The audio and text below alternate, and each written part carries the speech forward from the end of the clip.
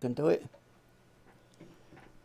Hello and welcome to today's Truth Proof. My name's Les, as you can see by the caption under my face, and to my left or right, depends which way you're looking at it, is Paul Hi Sinclair. guys. So it's us two on tonight.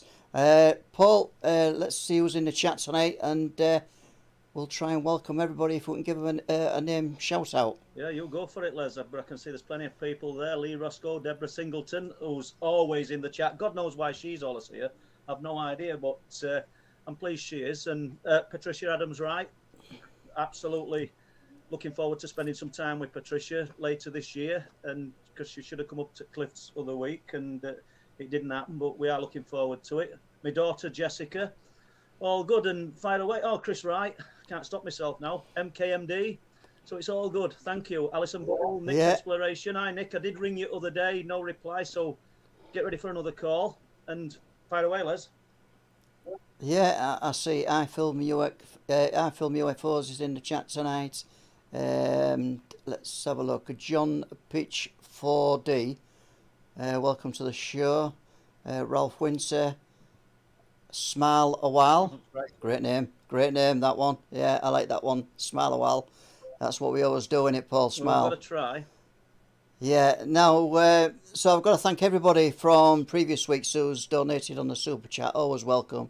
It pushes us further into where we're going with kind of a very limited budget Wolflands film, which is still on the go, folks, and there's still a lot of work to do on it still, as Paul will testify later on. Yeah. Now, I've got to say at this point, Paul, from last week's show, I remember you said to the audience that you had some more accounts to tell. So I think it's best if you fire away with what information you've got so far. Yeah, Paul. we'll do. There's a few new things been coming in, and they're sort of going into a folder, no doubt eventually, with the help of lots of other people. Really, I'll do the writing, but people will sort out my bad punctuation and spelling, as I said many times, in the name of Don Lodge, who helps us with website and everything.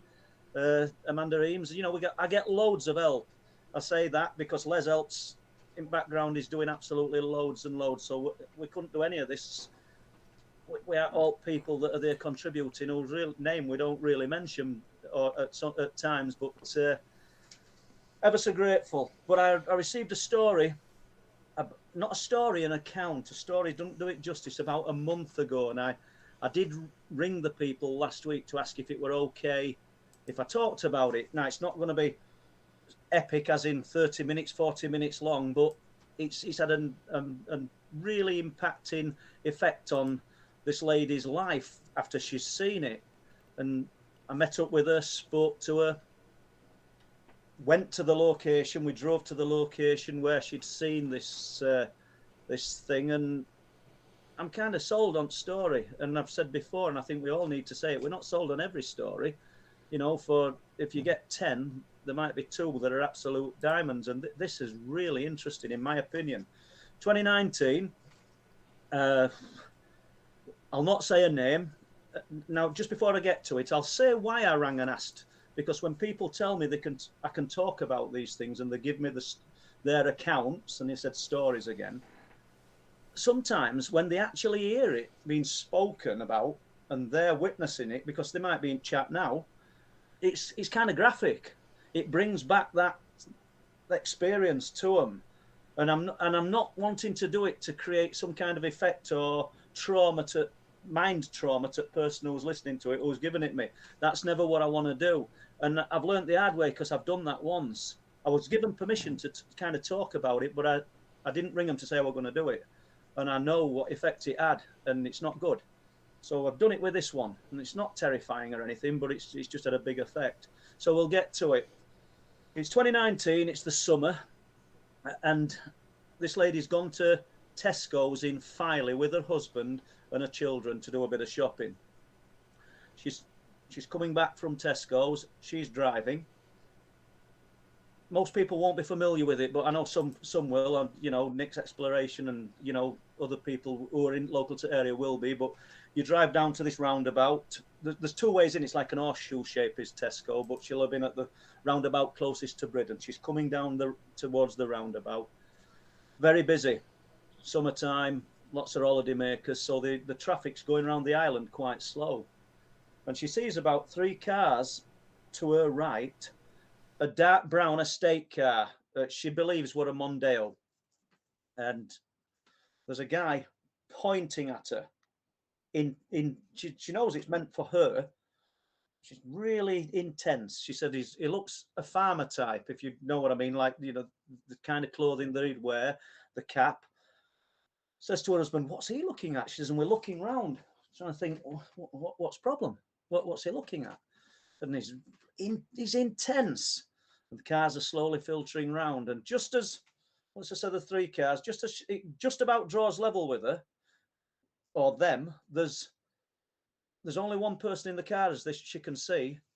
This being sits up from the passenger seat, and that's as much as we can say, puts little hands on the window, little tiny white fingers, and she can just see a head between them, and it's about human size. She said, but its eyes are absolutely piercingly blue and looking into her. She just can't believe what she's looking at. She can see, so she tells me, veins pumping at the side of its face. Its skin looks translucent and almost like a jellyfish. And that's what she said. The jellyfish girl.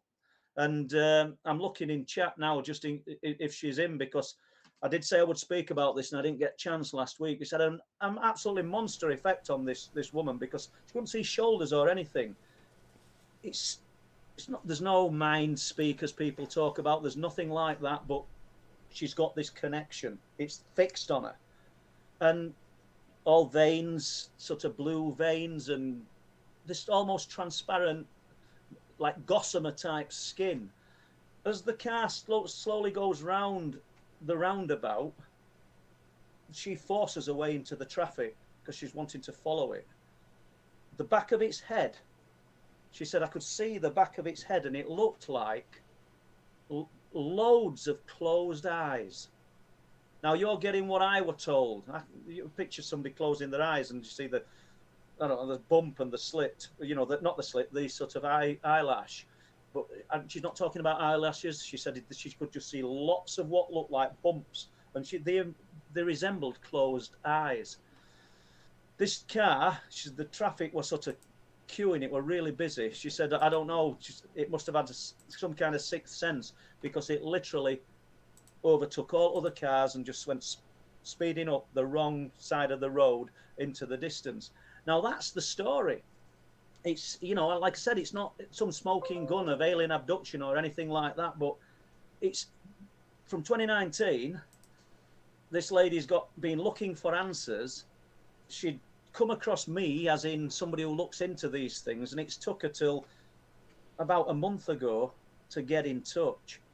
And once again, cork coming off the bottle moment, you know, telling me this and trusting me enough to talk about this and do the account do it justice, basically, because that's what we've got to do, Les, for all witnesses. You know, if somebody's coming to you with something that's so traumatic to them, we can't treat it lightheartedly. Yeah. Now, I don't want to be. I'm kind of playing devil's advocate here, Paul, and check out the man speak and the what they call it. That your first question is, could it be a child in a suit, in a mask, and what have you? I suppose we could. They're the questions that we should be asking, yeah, and they're the questions that I did ask. But she's adamant that these were tiny fingers. The child's got tiny fingers. Yeah. The eyes, absolutely piercing bluest eyes she's ever seen, larger than normal, and she could see veins. Don't ask me. Oh, I'll need to add as well, the lady is a professional artist. What does that mean? She's good at making quick observations and taking a lot in, because this we're talking from that guy pointing. what we're talking, 60 seconds tops for this car to be filtering round and for her to process all this in her mind. But that was a clincher for me, that she's almost like veins pumping and this translucent skin. But you bring a good point up, Les, and you bring something up that anybody, if I write about this in a year, 2 years, whatever, they're always going to say, well, I wonder if that were a child with a mask on that's just done that and it's spooked this woman. Is that? But my gut feeling is she's seen something highly unusual, and it really has had a profound effect on her. Yeah, I mean, obviously at the time she must have asked herself, hang on, is this a child with a you know, as you said, the processing time, 60 seconds or what have you. And so she must have gone through that question in her mind. Is this a child with a mask Yeah, on? I would have thought that she's all them things have cropped up in her mind. What we need to ask as well, people in the chat, can you just fire questions at us? Because it is just me and Les tonight, and in capitals, please. So if you've got any questions you want to ask about that, just hit us with them, or anything at all that you want to ask us. As long as it's not rude, we'll go with it. So yeah. Yes, yeah, we don't do the rude stuff, do we, Paul? Really? No, that's great. Have you got any more sightings? Yeah. Any more reports, Paul? There is, Les. Yeah, and this is from 8th of March at Queensgate in Bridlington, and it was Bob that put me in. Bob Brown, who, as you know, comes onto cliff tops with me quite a lot. It was Bob that put me in touch with this lady, and early hours at morning. She lives about 50 yards from the railway lines at Queensgate in Bridlington. Gets up to use bathroom early hours of the morning, and as she's sort of going back to bed, there's about 200 foot in the air, because obviously she can see the trees. They'll be 30 or 40 feet. This is up in the air. Over the railway lines, she can see a huge amber oval light.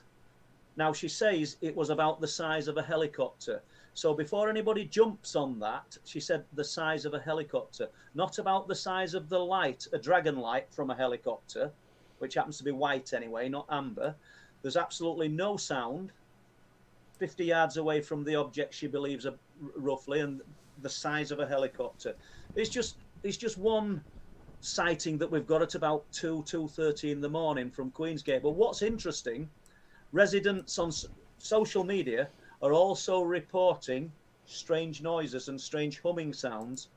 Queensgate, around that location, around that time frame. I mean, it's there on social media. It doesn't mean that this object is responsible, but I find it fascinating, nevertheless, that we're getting these reports. I mean, where would most people are just fast asleep at 2:30 in the morning, aren't they? And people are getting this, and then we've got other sightings. We've got one from Hornsey, where the night that myself and Jason Davis, who did the cover for Night People, saw the spheres of light over the sea. I haven't got the date in front of me. I'm kind of looking around, but it's irrelevant, because we'd seen, well, it isn't, but I haven't got them. We'd seen the lights this night. We'd seen them from Bempton. We'd seen them from Flamborough various times throughout night. Managed to get some decent footage of them, and later in the week, I get a phone call from a lady who lives in Hornsey called Angela, and her husband. They live on the cliff tops. They've seen these spheres of light. But what makes it even more interesting is they, on the edge of the cliff, where their garden goes to the bottom of the cliff, they've seen a cigar-shaped object. And begs the question, I mean, what are all these things? It's just too numerous for it to be... Do you know what I mean? There's no explanation, is there? We don't have an explanation for it. It's the two off the wall for them to be something normal and mundane, and it just happens that we're seeing the same things on the same night at Flamborough and Bempton. There's lots of sightings. I mean, there's a historic sighting from. Can I just hold you there? Yeah, I wish you would. Before I lose my train of thought. Going back to the previous account where you mentioned there was these humming noises in Bridlington. Okay, now I know you've done some research into noises, sounds, radio waves and things like that of Bempton. So if there was no kind of utility works going on in and around that area that night, then you've got to look further, haven't you, into where these are coming from. Yeah, I've not given you a chance to sort of cut in there, Les. I apologise. Yeah, you have, yeah. And I've been doing some work on the sounds and on the frequencies with a guy, I don't think you'll mind me mentioning his name, called Peter Masters, who's pretty clued up on this kind of thing, where he's an electronic kind of wizard. And we've bought some electronic testing gear that we intend in next few weeks to be going out with. But me and Peter have been to Bempton. I filmed him. The idea is for you to come up, Les, and film us working on this. And we found an unusual signal on the perimeter of the base. Highly unusual. He sent it to a physicist only today. And this is to set up question, this, Les, because I'd forgot about adding this to what we were going to talk about. And they've been looking at it. Now, there'll be people in chat might know a lot more about this than me. Frequencies and signals, it's not my thing. But the signature of the signal that we've got on the computer, because we took a laptop up there, we took various antennas and testing devices up there. This guy's got back to him and says it's the same signature as hydrogen. Now, people tell me I don't know what that means. They think it's highly unusual. And we shouldn't have hydrogen up there next to North Sea and on chalk cliffs. But he said it's the pattern of it and everything is like an imprint of hydrogen. So we've got more work to do up there. I mean, we've just thrown that into the mix. But staying with the railway line, because I was keen to ask this lady, just like you said about the previous one, a child in a mask. Staying with the railway line, Les, I said, do you think there could have been track work that were taking place and lights above it to sort of see? She claims it were far too high. There were no lights on the tracks as such. There were no evidence of anybody working, and this was an oval amber light. So, I mean, I don't know. It's just, once again, it's the phenomenon, or if we can call it the phenomena, these things are being thrown up, and all we're left with is the visual impression it's given us, the feelings it's given us, but no answers. But have you got any more questions before I just talk about this next thing? Yeah, what I'll do is, I know we've got a few questions in the chat here. We'll probably knock a few of those through for people in the chat to get an answer to. Let's have a look then. Well, the first question is, Paul, and I know you've got an answer to this one, because we discussed it. Ali's asking, what is the latest on Wolflands? Now, I know it's something we discussed bringing up later on in the show, Paul, so it's, if you want to run with that one a little bit. It's kind of ongoing, isn't it, Les? I mean, it's every day, because there's only me and Les working on this, and it's Les is working in background doing lots and lots of editing. I went out and did a bit of filming. I was lucky enough that Lee Hayward gave us some of his time earlier in the week, and I went up and myself, Bob Brown and Lee, and I filmed Lee talking, because let's just touch on something here, people. Wolflands is primarily about the cryptids, but we all know, if you listen to that fabulous podcast last night Chris Turner did, speaking to Steve Mearer, and Steve's on the same page as me, Les, Chris, that it's all connected. So it would be, in my opinion, it would be unfair to make a documentary about cryptids without including some of the associated phenomena. Meaning, we're not giving no secrets away here, meaning that in 2019, talked about this before, myself and Lee Hayward, November the 14th, witnessed a huge sphere of light below the hill at Bempton, just above the ground, not something miles in the sky. And when we say huge, Lee said, in his opinion, it was about the size of a Volkswagen Beetle, this light. So that's incredible, because we were only about 80 to 100 yards away from it. But what's interesting is 2 days before, on November the 12th, there's a cryptid sighting. The guy walking his dog along the beach at Speeton. So that we can't not, even if we don't understand how they're linked, we can't not include them, because they're linked by proximity and they're linked by the strangeness that's occurring. And we jump to Cropton and State. Well, go on, let's. Yeah, and I think one important thing, and it's a quite simple thing really in my mind. This is how I look at it. Is that because these things are all anomalies and we don't see them in everyday life, like meeting your neighbour next door over the garden fence, right? There must be, just from that aspect alone, they must all be linked. Do you know, you make a great point, Les, because one sighting, what I saw with Lee Hayward, I've been going up there years and years and years. We've seen some unusual things. That's the most unusual thing I've ever seen. November the 14th, 2019. Without a doubt, it was so close. It was just it was incredible. That's the only words I could use for it. And Lee came up to disprove it. So that's just one thing. 2 days before, we've got another highly unusual thing taking place, and it's not just me. Oh, okay. All you've got from me is anecdotal evidence. I haven't got a picture of it. It's here. It's in here. Lee hasn't got a picture of it. Now, all you've got from the guy who saw this thing at Speeton 2 days before is his word, is anecdotal evidence. He's relayed that story to myself. He's relayed it to Bob Brown, and then we bumped into him again, after lockdown with Amanda Eames, and I asked him to relate to Amanda. If I see him again and I'm with somebody else, I will ask him again until he tells me he don't want to talk about it, because it doesn't make what he's saying true, but it just further strengthens what I'm saying, in my opinion.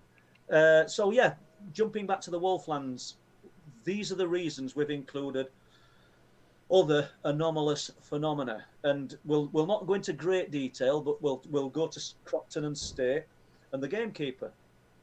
It all began a day, or because we're going back to 2002 here, people. It all began a day or a few days after a huge sphere of light the size of a baseball, sprung up from the side of him as he was walking in between 10 and 11 at night along a logging road back to his camp. Everything started from there. Once again, the light phenomena. We've got a report from Danes Dyke, which I think you'll be first to say, Les, we're loaded with Wolflands now. I don't think we've room for anything else. But I bumped into the guy who was changing his clothing, his boots and that, on October the 15th, 2021, and saw this wolf-like creature come out of the dike at about 10 to 5 o'clock in the evening. And he said, I kid you not, it had a face like that were half human. But what's interesting, what else do we have associated with Danes Dyke? We have light phenomena, spheres of light. Go on, Les. Was this description, as you're saying, bipedal? No, it were on 4 legs. I did the standard thing. I did what Bob Brown did, because it was Bob really that got the story of the Speeton creature, should we say, the werewolf type thing, because we'd gone up during lockdown when we were first allowed to do a bit of exercise. Excuse me. And we'd parked at a farm, a friendly farm that we know, and walked across the field, set chairs up. I've done the story, looking out to see it. We're absolute heaven. I think everybody listening in this chat and everybody who listens to this afterwards will know that feeling, because when you'd been locked down, just to sit in all that space, it was fabulous. And sure enough, this guy passed us. And I'll not go into full detail of the story, because I've probably done it 3 or 4 times on live streams, but just as he's asking us why we're there, we tell him it's seabird. He thinks it's seabirds at first. When he comes back an hour later, 3/4 of an hour later, it's getting dark. He realises it's not seabirds and just pushes a little bit further, and we tell him we're looking at the lights. Never seen him in his life before. He even has windows that look out to sea, but a nice guy. As he's leaving, Bob says, have you seen any unusual animals? And we use the staple explanation, the one I would throw at everybody in this chat to use if you want to approach this kind of quirky subject of the cryptids. Say, have you seen any unusual animals? And when they say, what do you mean? So, well, there's been some big cats seen in the area, namely a black cat or a beige puma, which is true anyway. We're not lying. But you can, by asking that kind of question, you can gauge whether a person is going to engage. Because if they've just rolled their eyes and said there's no such thing as that, you're not going to pursue it. You're not going to go with it, are you? But he just told his dog to sit down and then relayed this amazing story. And during the story, when I asked him the date, he said, well, it was 2019, it was November, and I remember it was the full moon, which threw us to November the 12th, 2 days before mine and Lee's sighting, which is I just find fascinating. Absolutely fascinating. There's so many.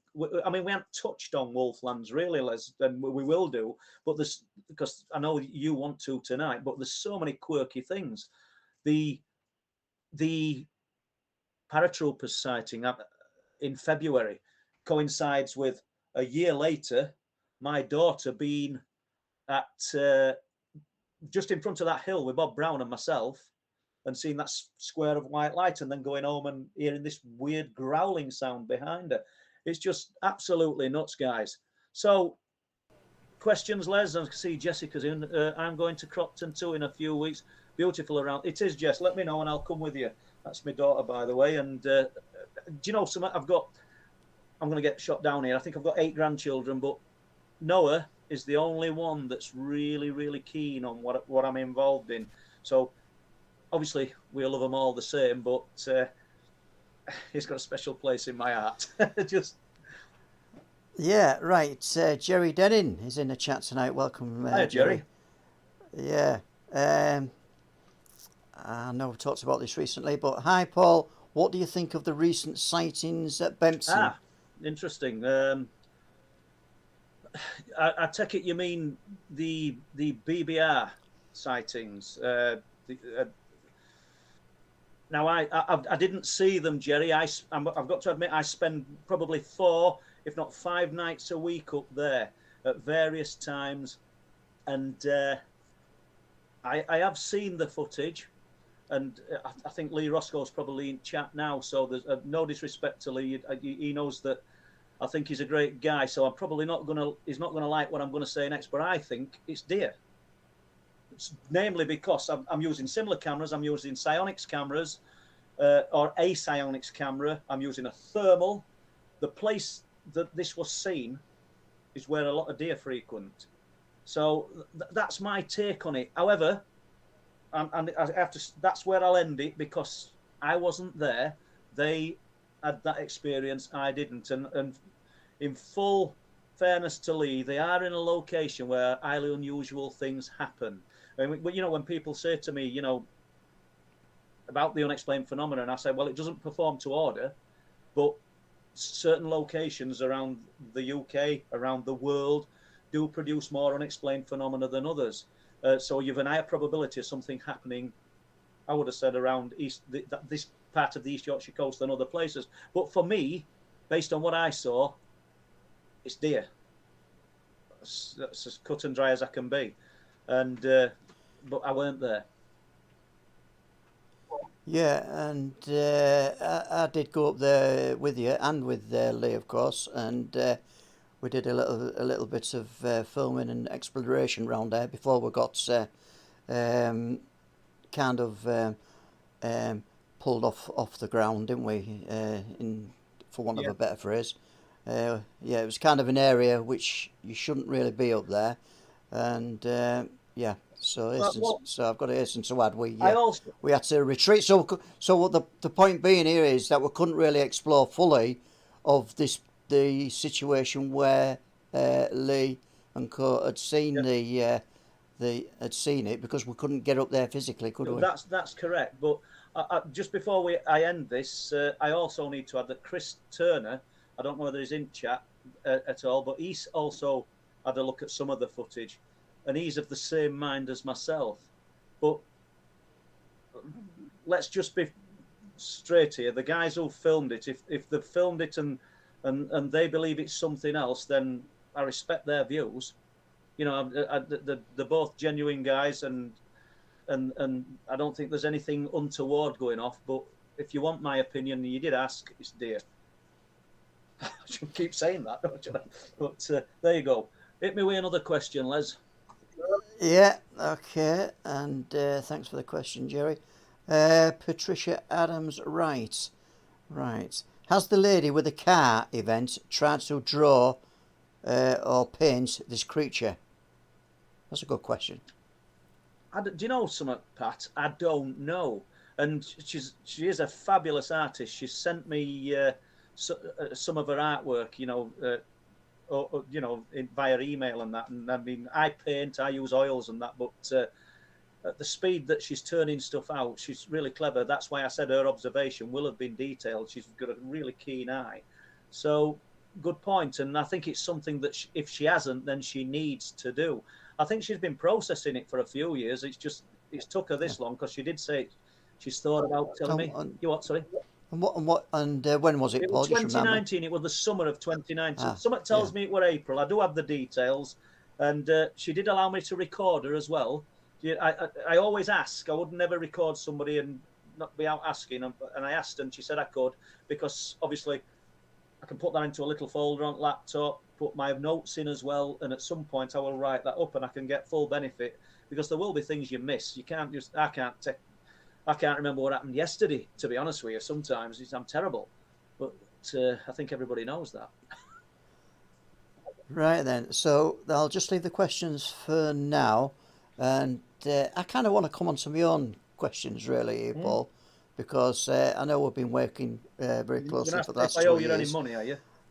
But I was going to ask, when are you going to pay me that money back? Right. And but I think I'll leave that one out today. No, I mean the question for me is a lot of your research previously has been about the UFOs, the lights, the undersea lights, at Bempton, and obviously the cryptids came later on. So where was the crossover where you thought, hang on, there's more to this cryptid stories, accounts?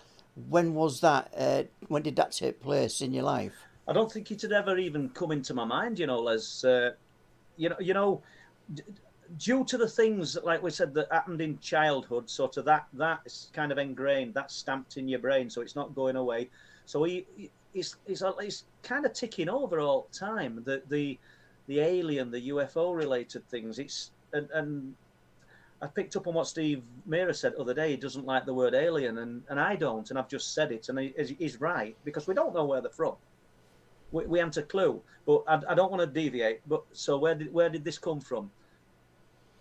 When I decided to write the first book, Truth Proof, the orange cover, I put an advert in a few newspapers, local papers, asking for information, strange and unusual stories, and I'd get big cat sightings, I'd get UFO stories, and then I got a few about something from Flixton, some fur-covered bipedal creature, for want of a better word, and I got to speak to somebody who worked at SEMA, which is just at the other side of Flixton, only a mile and a half away, tops, who worked at the tip at SEMA, who claimed he'd seen this. And I don't mean rummaging around at the tip, I don't stig of the dump, but it's claimed he'd seen something. And I don't know, I'd probably collected 3 or 4 stories or accounts, and you kind of think, well, is there something to this? From that, I had a look online, looked at some old records and things, and found out a few things about the area. And then I did a bit of, not so much door knocking, because you can't knock on somebody's door and ask them if they've seen a werewolf, can you? But I just said I was looking into historic things around the area, and you touch on it, you've got to find your way in. And there was one particular guy, an old farmer, back in 2015, I think it was, excuse me, and I told him all this story. I told him what I was looking at, and he told me about some ghosts that had been reported and seen over a number of years at Folketon Church, which is literally adjoined to Flixton. And as I've said many times before, if you put both villages together, you'd still have a tiny village. And he explained that the ghosts were nothing more than owl chicks in the belfry, and people were hearing them every year, right. And they could hear the wheezing and the sort of groaning.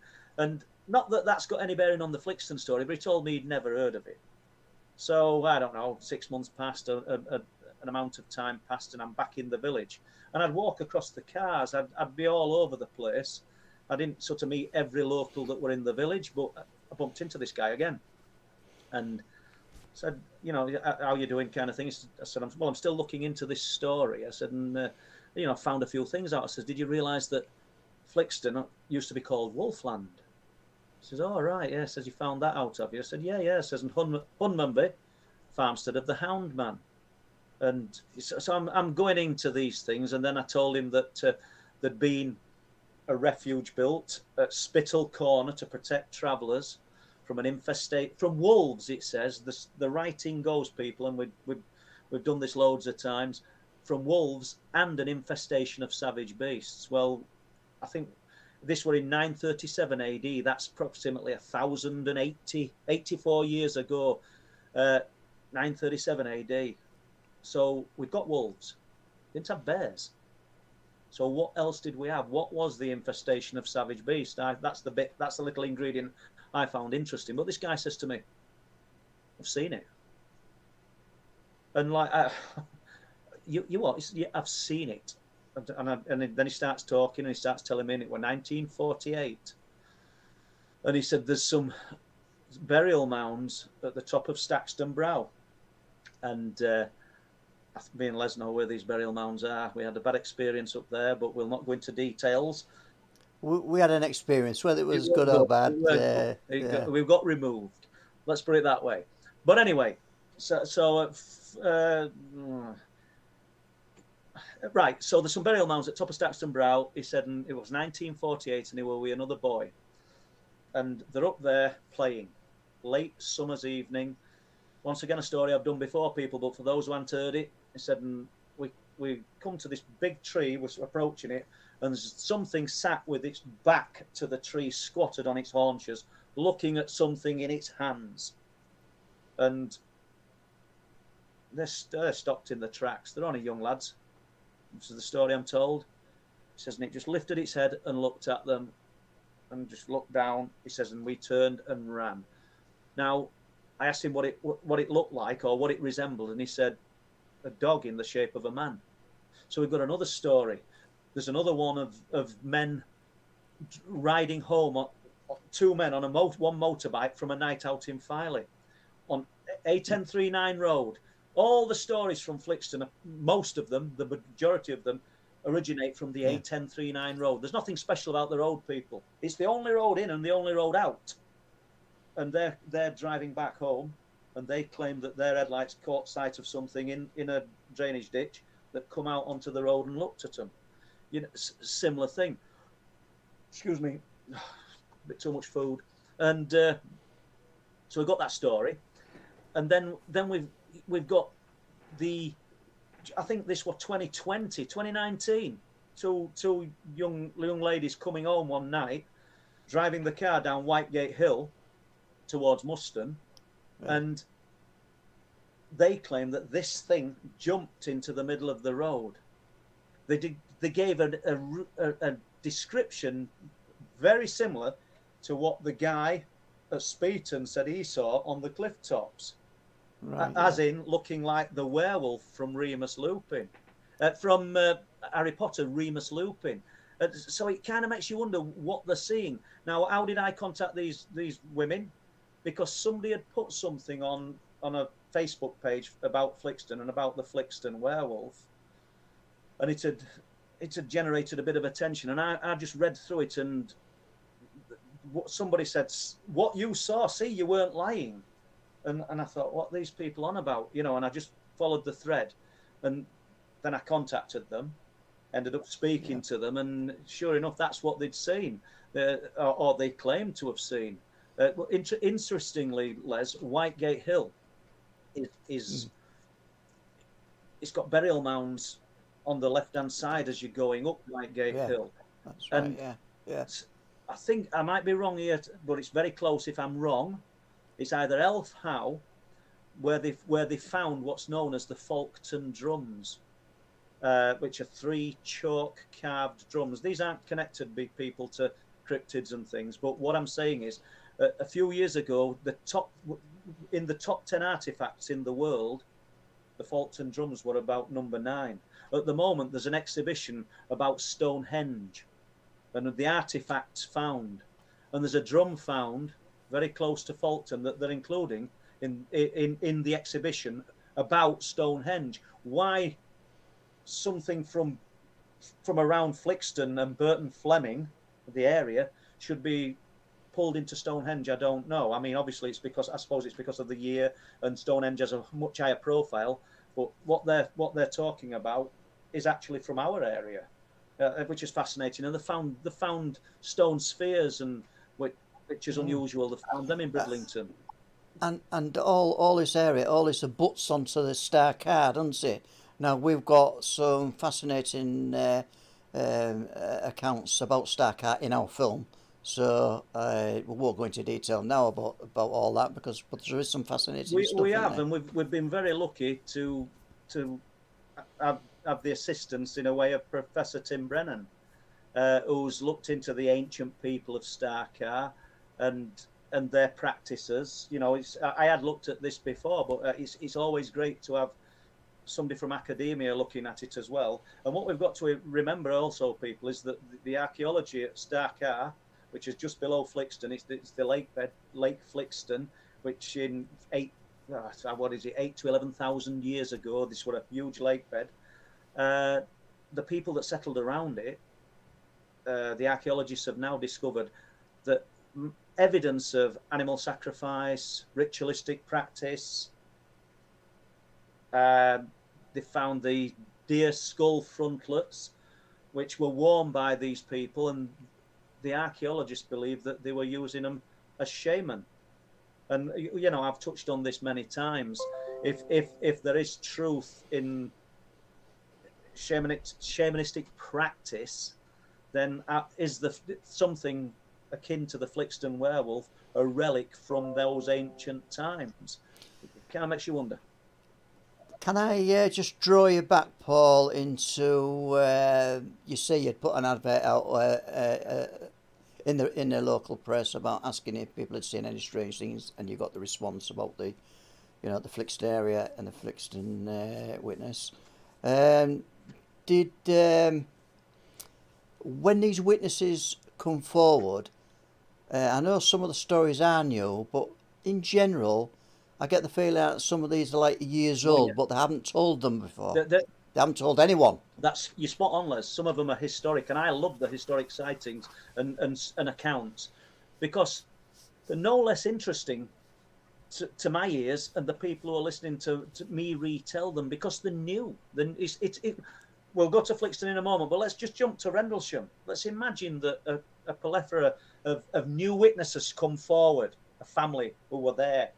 It becomes in vogue again. Suddenly it makes it even more real, and it adds more strength to the case. I name Rendlesham because it's probably the most famous UFO case in the UK. But do you know what I'm saying? So these sightings, I mean, at Ganton, just out on the outskirts of Flixton, there's a farmer in the 1930s, and I suppose farmers, if they're listening to this, or people from the area, will remember him, who were called Jimmy Keith. And I got it from somebody who worked for him, who's now an old man.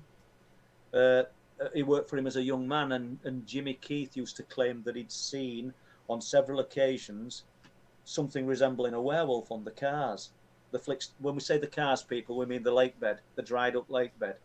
And it's an interesting spot, the lake bed, you know, because I've not witnessed this, but I'd love to. Apparently, when cattle run across the lake bed in certain areas, it wobbles like a jelly, because the underlying water is still very close.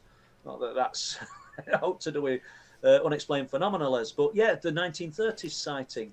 You know, we've got a sighting of, a report of military personnel from the nearby RAF Staxton Wold travelling back from a pub in the village, and there used to be a few pubs in the village. There was a Stirrup at Staxton at one time, and then you've got what's now the Foxhound. I don't know what it was called in previous years. Bearing in mind, Staxton Wold radar base has been there a lot of years, oldest operational one in the world, and they're walking back. It's a 500-foot incline up to the base, and so I'm told 3 personnel encountered something resembling a werewolf. And it's interesting that we get these reports from around military locations, and former military locations, because we're getting them from around the former RAF Bempton. We're getting them from the sort of highly top secret and active Fylingdales. And obviously Flixton, which is Flixton and Staxton are just about joined. The next village on from Flixton is Staxton. If you go Wright, you've got Flixton, and they're still just a small location, small populations. Have you got any questions, Les? Let's have a look. Let's have a look, see where I'm One up to sec, on Les, the because I can just questions. see one question there while chat's up. Which is the oldest face-to-face report you've had reported to you?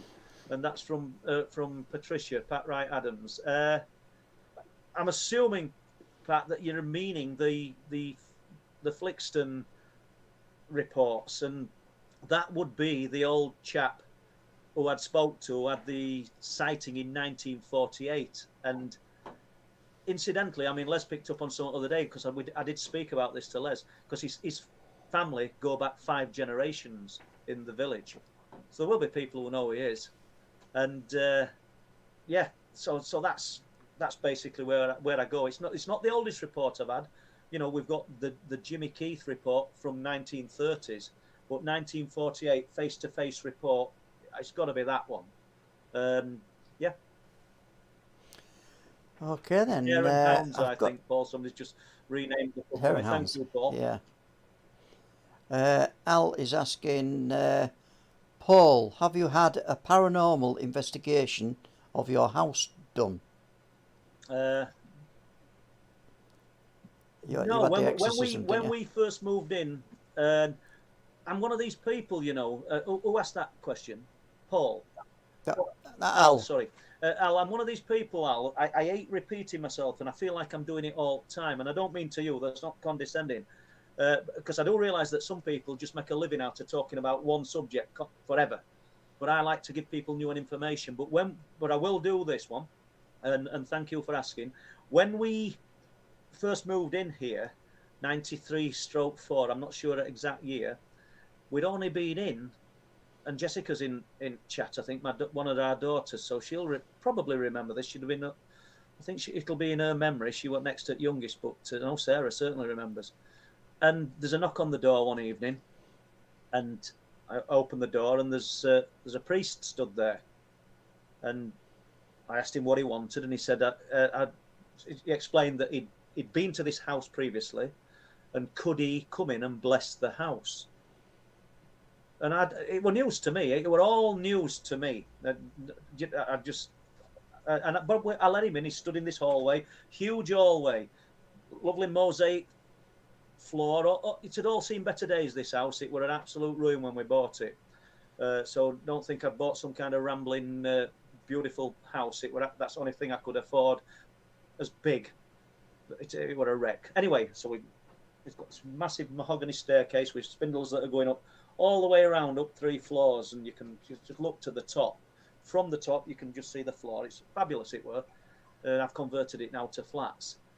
Anyway, he explained, I've been here before. He said that I've blessed the house before. Well, he didn't say exercised. I've blessed the house before. So we said, yeah, he could do it. A bit taken back, really. Totally new to us. And he starts walking up the stairs, and he's going round, and he's doing the various things, and he gets to the top of the house, and I didn't realise Sarah had followed me. That was our eldest daughter, and I don't know how old she'd have been, probably 9 or 10 at the time. And he gets to this room, and he goes, opens the door, and he says, I wouldn't let your children sleep in this room. So all right. He says, I just wouldn't. He didn't say seriously. That's me talking into how we're going to say seriously then. I can't remember his words. I just wouldn't let your children sleep in this room. And I turned around and I seen Sarah. It was her room. So I realised I'd made a mistake. This guy hadn't. He'd got all best intentions in the world. But anyway, I said, look, I think it's just frightening children. I said, I think it might be better if you leave, and I were really polite to the guy, and he left. It were Reverend Willis. If anybody wants to Google Reverend Willis, you'll find that he were Britain's official exorcist, and he was based in Bridlington at the time at Trinity Church, I believe. There's lots and lots on internet about him, and I do intend writing a book. If I'm going to write a book about anybody, it will be him. But go on. What was his motivation to coming round in the first place, Paul? Somebody had sent him. It had been done before, Les. History before you moved in. I mean, there were lots. Do you know? So spoke to Whitley Strieber about 2 weeks ago on his podcast, and it was Whitley that got me to talk about my experiences. And I did say to him, I said everything that happened in childhood kind of stopped when I got to about 14 or 15. I said, and then we moved, and when we moved to Bridlington, it didn't start gradually. He says it, bang, it started again. Almost, it started before we'd even moved in. Unbelievably, and Sarah were with me the night it started, because I was coming up to get house habitable before I could move in with our 4 girls. And Sarah, being eldest, she wanted to come up with her dad, and my job as a builder, she thought she were assistant, and she were, you know. And when it started instantly. The strange interactions were happening straight away. Nobody asked for them. That's the reason I ended up with holes in my arms and holes in these arms and holes in my back. It started straight away. Well, yeah, well, that's got me thinking up an interesting track here, because you had your childhood experiences in your old home, yes, near Doncaster, and then you came to Bridlington, and then these other experiences are happening there. Now, are these two separate, for want of a better phrase, entities, experiences, or are they linked, do you think? Honestly, I believe it's all linked. I just think there's a time and a place for everything. We can go back to that, Les, but just staying with Reverend Willis, Tom Willis, because there's lots on internet about the guy. So I asked him to leave. He obviously he did do, but what we didn't know, because we were naive, I might have had all these experiences, like I said, they stopped at 13, 14, 15 years of age. They were always in my head, but I'd not shared them with people. I think I told Mary, my wife, when we got together, and as we sort of got to know each other, you share something that's really kind of deep and personal to you. But I'd not told anybody else. I'd not really shared it with anybody. So what I'm saying is, when we got to this property, 93, 94, it was still green. These things that were happening were still green. I'd not connected childhood to this. It takes this long. You know what I mean? You've got So, but what I'm saying is, when we're emptying this house, which was interesting in itself, because we moved into this house, lock, stock, and barrel. It had everything in it. It had the pictures up on the sideboards of the previous family. It had the pots on the drainer from where they'd left them. It were an old house, 1896. It had got potties under the bed. I don't mean there were stuff in them, but that's the way it was. It was really old sinks, old pot sinks in rooms and everything. So we got this house, inherited it with all its contents. Inherited's the wrong word. We purchased this house with all its contents. No need to say names, and it's a long time ago, so I don't think it's going to offend anybody now. But what had happened was, just to get to it, an elderly couple, a couple had lived in this house all their life. The husband had died, and this lady was old then, late 70s, early 80s, and she then met a childhood sweetheart and married. She died, and the house was left to that part of the family, and they weren't interested in anything that was in it. So it was sold, and we had to clear it, but when we bought the property. Get to the point, Paul.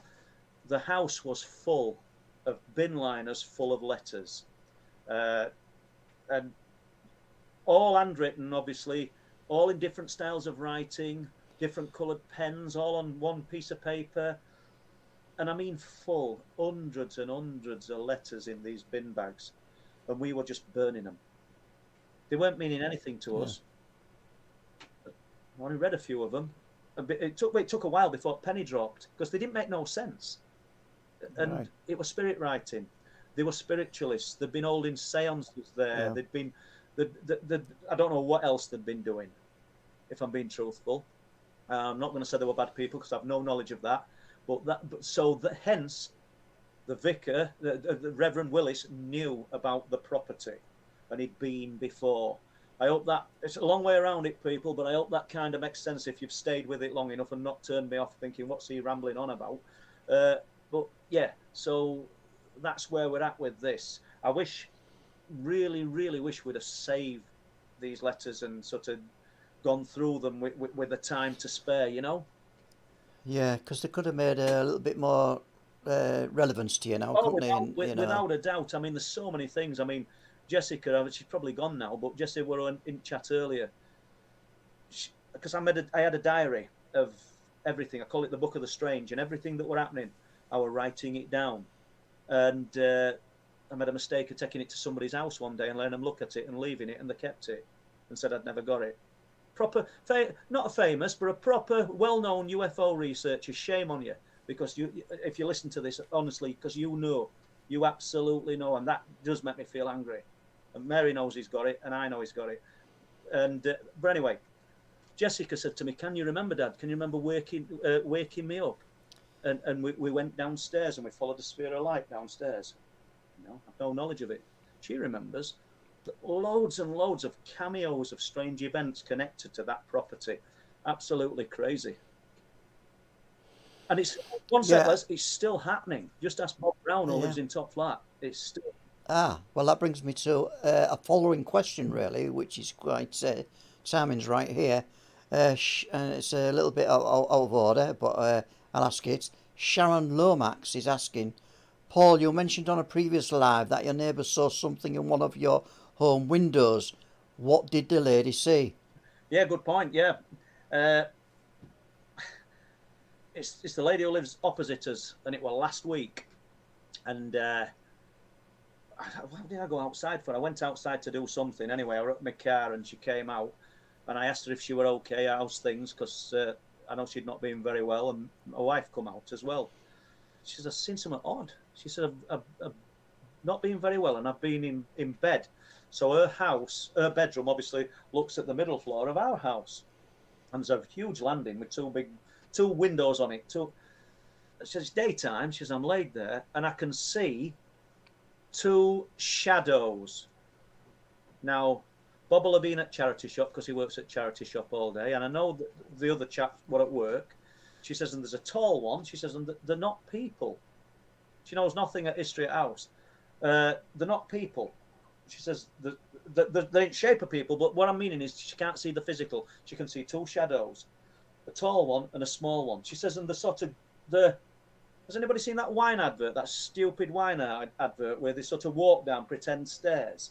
She says, and it's doing that constantly. She says, and it was creepy. She said, I was looking at it. She said it lasted for ages. She was watching it for ages. Really creepy. Incidentally, she saw that in Night People. I've written about the people over the road who witnessed the spheres of light in the windows, and her husband seeing our house, what he remarked of in rooms lighting up like arc welding lights. They lived next door. Do you know? It's nuts. Now that were back in 1990s. It's crazy. So yeah, so they've not seen anything terrifying. Just nuts. Right, so we're coming up to the top of the hour, Paul, and just so we can refresh our drinks and use the facilities, Paul, I have put together a little compilation of a couple of counts. Okay. So we'll play that tonight, and we'll be back in, I'll tell you exactly, 2 minutes and 18 seconds. See you later.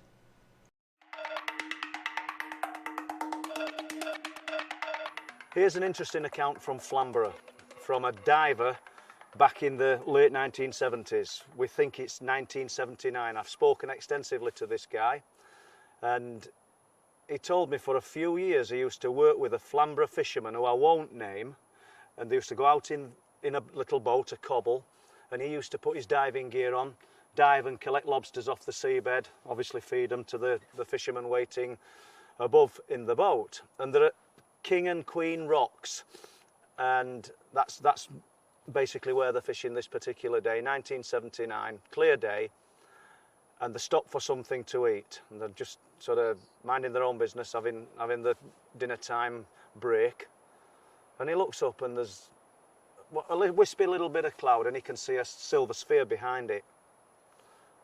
He brings it to the attention of his friend, and it becomes prominent, this sphere, and then suddenly it's gone. He said it left almost like a vapour. It was completely devoid of sound. There were no sound whatsoever, and this vapour were like a light cloud that they watched just dissipate on the wind. So that's an interesting one in relation to this sphere that's seen at Flamborough Head near King and Queen Rocks. When you think about in 1963, the three men collecting crab pots in the Imperialist, which I've related before, saw the sphere of light. He said it were about the size of a beach ball, totally silent and silver in colour. Now, 5 minutes later, after he's discussing it with his friend, what he's just seen, two lightning jets came screaming across just a few hundred feet above them. He said they were really close. He could pick out the detail in the jets in the direction of where this sphere previously was. So obviously somebody knew about it. Back then it had been picked up on radar or picked up by some detection that we've never been privy to. So another interesting story originating from Flamborough Head, professional diver.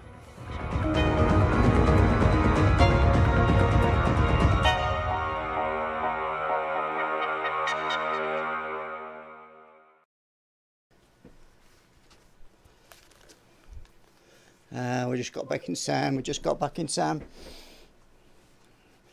Okay, so let's see where we're going now.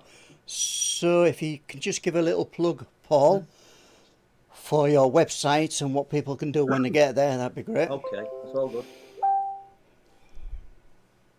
Are we live, Les?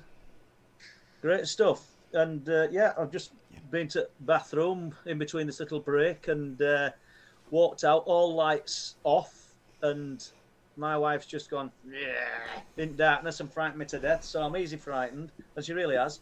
So yeah, I'm glad you've all stayed with it. And I see a few more people in the chat. Bobby Dazzler, that's Amanda. Dave Sadler, Steve Tees.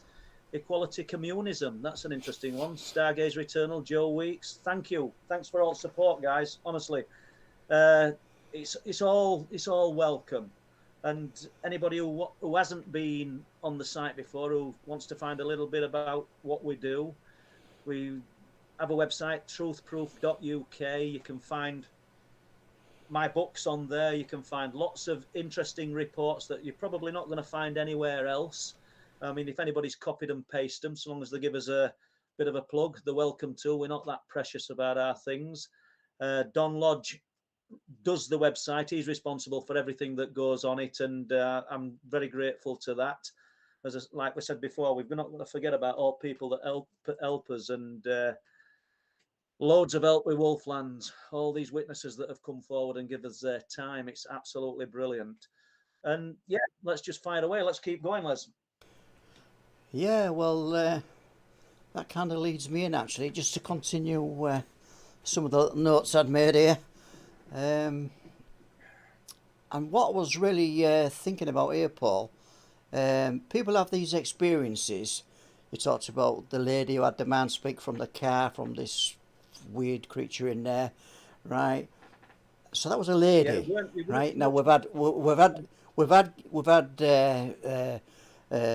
guys on who have had this man speak. So my question is really, do you think it's a difference between how these things are picked up between women and men? Do you think there's a disproportionate thing where men have it more experiences than women, or the other way around? As regards what people call the mind speak, if we're going to jump to the cryptids, no expert here, people, but I suppose we're getting more reports of that from men primarily, and it's not being sexist, because there's more men probably hunting and in these places and in the great outdoors. And that's not to say that ladies don't do that, because I know they do, but on the whole, I think you've got men going out into forests, especially in USA with guns and things like that. Maybe that's why they're experiencing it more. I don't know. And I mean, what is the mind speak? That's the big question. If some people frown on the word mind speak, but what do you call it? And is let's stay with the word for a minute. It's a bit cringy, really, isn't it? But you are actually hearing voices in your mind, and unless it's schizophrenia, it seems to be somehow communicating with us. Yeah, I mean, call me old-fashioned or what, but I always thought like women were more intuitive, had more of a sixth sense. So and that's why a lot of them went into spiritualism and things like this. So that Well, type, and so if you put the women in the place of the men, out there in the forest with guns, would they be more attuned to this? I suppose that's the question. it's a good question, and it's one that we probably need to put out to everybody who's listening and anybody who listens to this afterwards, because I don't know, Les.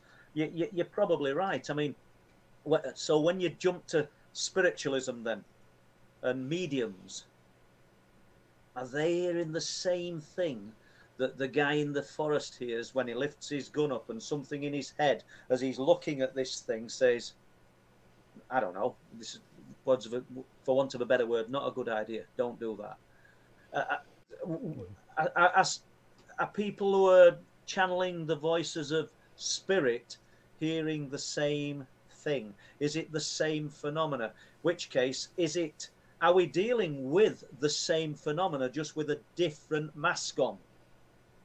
I believe there's a strong possibility that, because I honestly believe everything's connected, that we are dealing with something that's can be anything that you want it to be. And Steve Meara touched on this last night in Chris Turner's podcast, and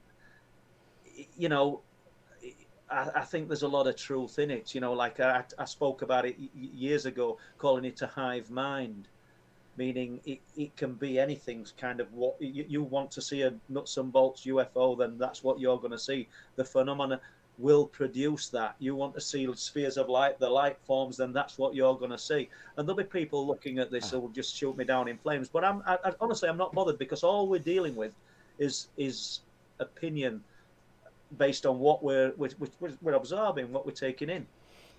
Yeah, and this brings me kind of right in a roundabout way to the next discussion part of this is right, because we have like people who do the ghost hunting, and they see like orbs in a room. There could be one, there could be 100 orbs in that room, but they're all of a kind of a particular size, aren't they? Now, when you go to Bempton, Paul, and you see these massive orbs, because you have seen these close up, you and Lee Hayward, and we've talked about the connection, obviously, but is there a connection there between the orbs seen by ghost hunters and the big orbs that you've seen at Bempton?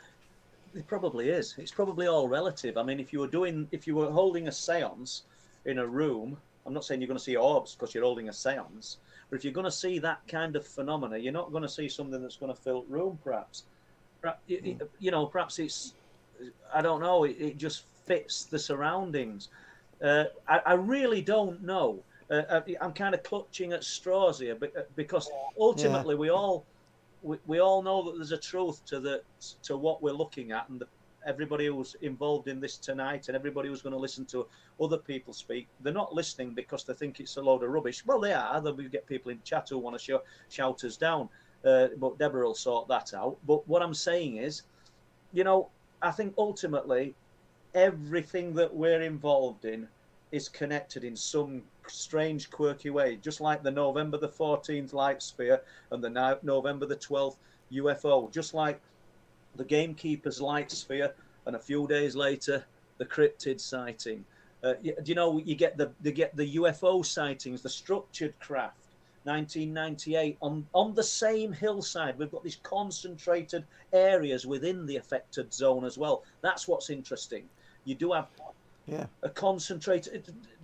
Is it where more human thought, more human emotion are poured into? Are people? If somebody's seen something there, and you've got a bit of concentrated thought, concentrated effort, does it become a hot zone? Do you know? Just because the fishermen saw the UFO land on the cliff top, told us about it. Just below that cliff top, nearly touching the ground, and I mean just feet off the ground. Me and Lee see this thing. Bob Brown and Gemma see this square of light. Do you know, I heard them talking about it because Bob said it's a I think it's just a square piece of board on a fence post that's lit up with torch. Sure. I didn't pay any attention.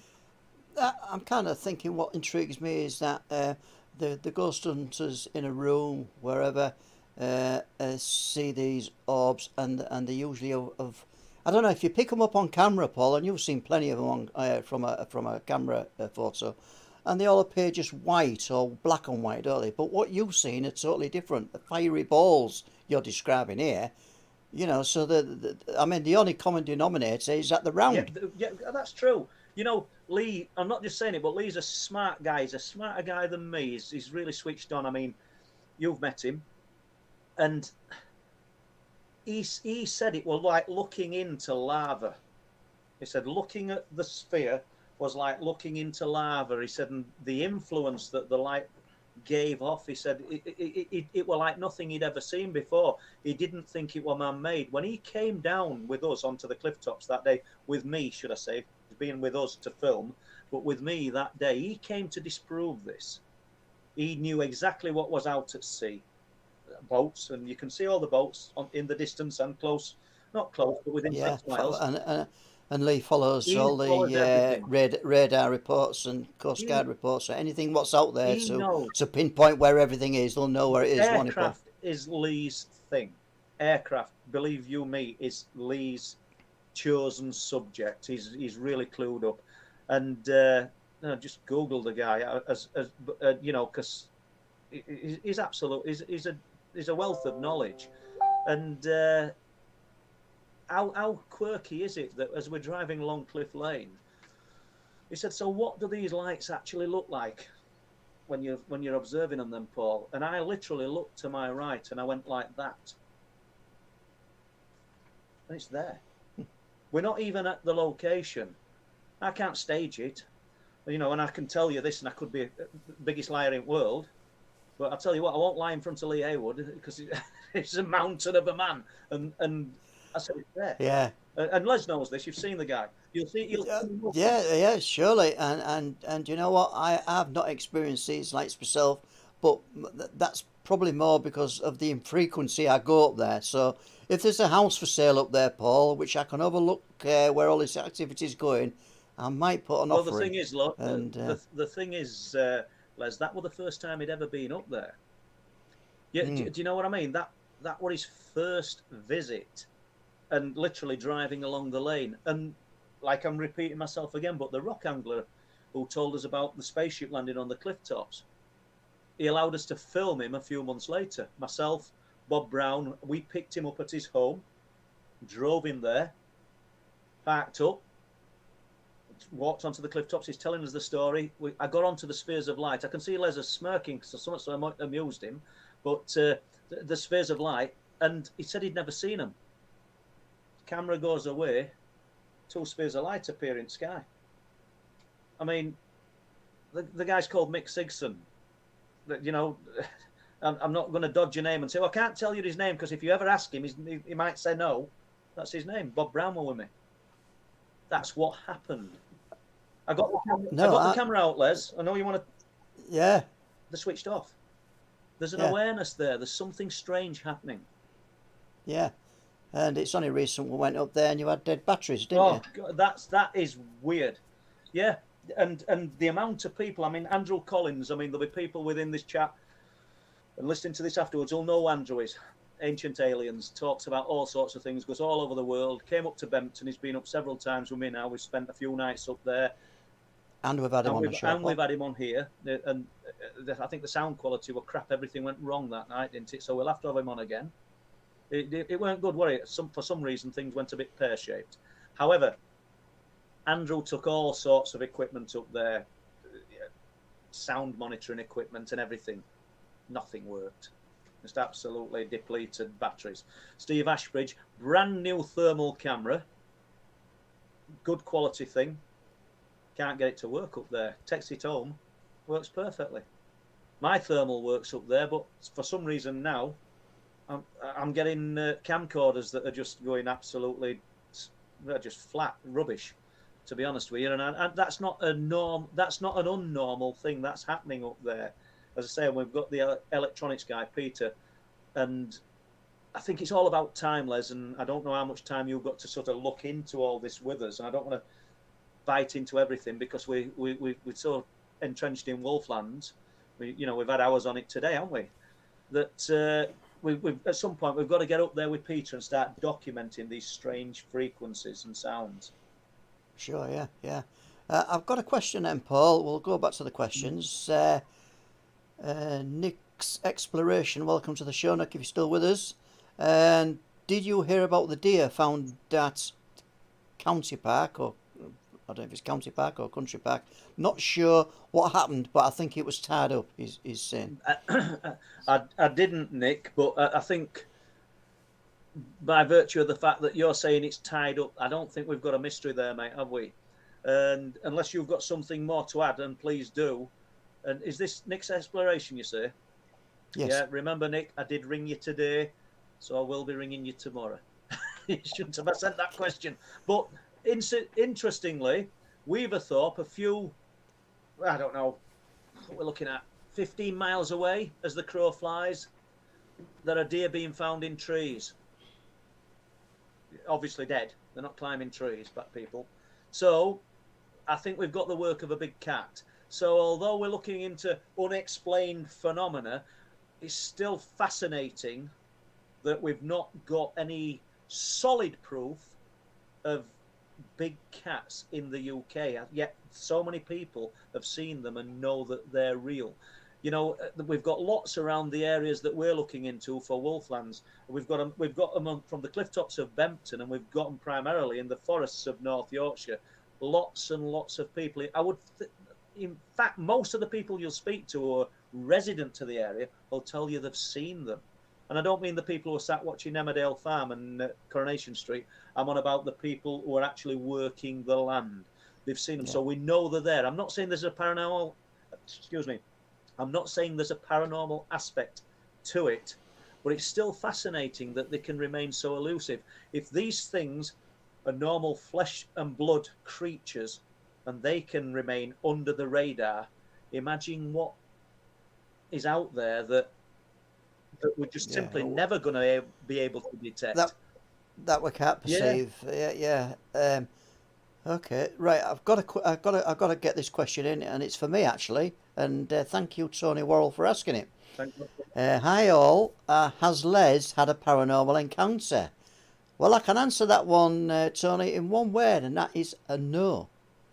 I've seen flashes of light, what I think are UFOs, flying through clouds, and that's from where I am now, in my hometown in Hull. But other than that, I've had no experience apart from, if you really want to count, childhood nightmares, I suppose. But other than that, no. No. I'll move on to another one then. One sec, Les. Thank you, Lee Roscoe. Fuel for the car to finish Wolflands. Not really appreciated, Lee, because I know Les wants to carry on, and I'm not going to cut through him too long. But obviously, Lee filmed at Bempton a few weeks ago, and I've said I think they're deer. And full respect to Lee, we weren't there, and it could have been something totally different. So thanks for not taking offence at that, Lee. Appreciated. Not a question here, Paul, but it's Lee James Blunt. I like your records, James. And he's asking, hi, Paul. Oh, sorry about that, James. You forgot what you're saying now, Les? Yeah, I've lost track. But hi, Paul, have you noticed... no, I've got that wrong. I'll start again. Lee James Blunt is asking, Howard Hughes would also make a great guest also? Question mark. All right. Well, it took us getting there. It took me a while getting there, Paul, but eventually I got Howard there. would make an amazing guest, and it's no doubt something that I will be asking, because I get on quite well with Howard. Incidentally, I touched on earlier that I spoke to Whitley a few weeks ago, and Whitley's agreed to come on the chat. You know, the failings here, people, and myself. It's me. It's not Les. It's me. I get up in the morning at stupid o'clock, and I'm writing and I'm doing stuff, and everything just drifts out of my head, and I should be catching guests and doing things. So, you know, I think a fabulous guest would be Whitley Strieber, and it's agreed actually to come on, so I need to chase that one up. And Howard Ant agreed actually, but it's well worth one that should be chased up. Yeah, I agree with that, Paul. I film UFOs. Hi, Paul. Have you noticed inside the spheres of light shapes, like squares or rectangles? No, no. To be quite honest, I think Lee Haywood gave the best analogy when he said it were like looking at lava. And I saw Jerry Denning sent us a question earlier, and Jerry came up here a few years ago, probably 2019, and he's a lighting expert, engineer, highly qualified. And it's no good me trying to say what his qualifications are, but he were looking at these things in Kelvin, which really impressed Lee at the time.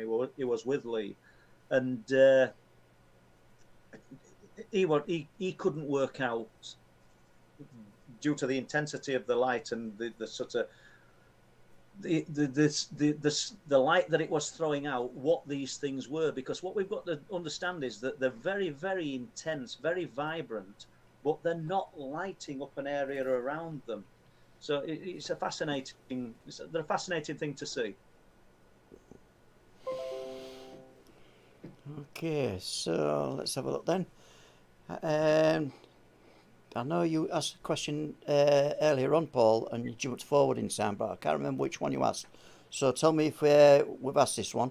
Alison Buttle, hi, Paul and Les, what is the most interesting encounter or encounters you've had? I'll let you run with that one, Paul. I think there's so many. I mean, you know, there's the ladies at Sproatley in East Yorkshire, which is in between Bridlington and Hull.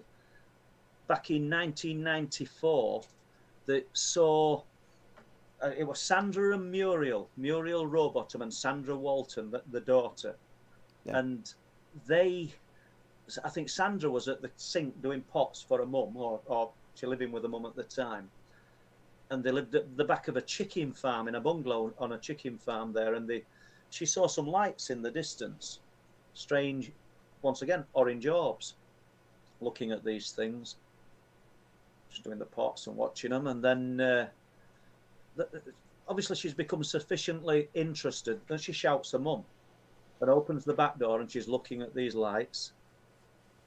She said, I'm going to go upstairs and get a camera.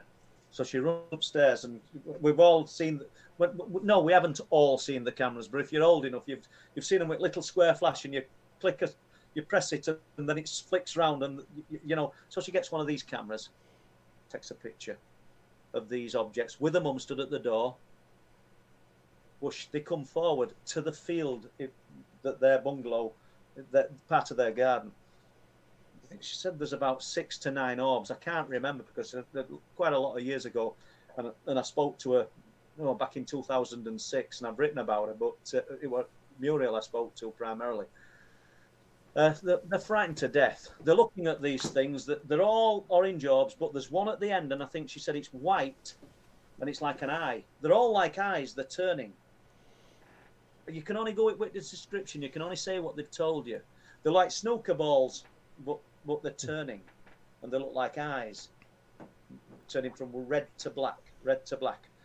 And then there's one at the end that's white, and it's like a shutter, and she's just off the floor, and she thinks it's got some kind of door, but she doesn't see a door. But by this time, they're frightened to death, and they shut the door. Muriel hides in one part of the kitchen, Sandra hides in the other, and they're just sat in darkness, frightened. And Sandra says she's going to go to the window. She can hear something. She shuffles along the floor and takes a series of a few pictures. And they've got these pictures, and they let me take some pictures of the pictures. Me and Steve Ashbridge visited them. They'd moved to Knaresborough years ago. I don't know. It'd probably be 2006. And when we met them, I'd spoke to them quite a bit. I spoke to Muriel quite a bit. And these ladies were absolutely sold on what they'd seen. And they definitely had this experience, in my opinion.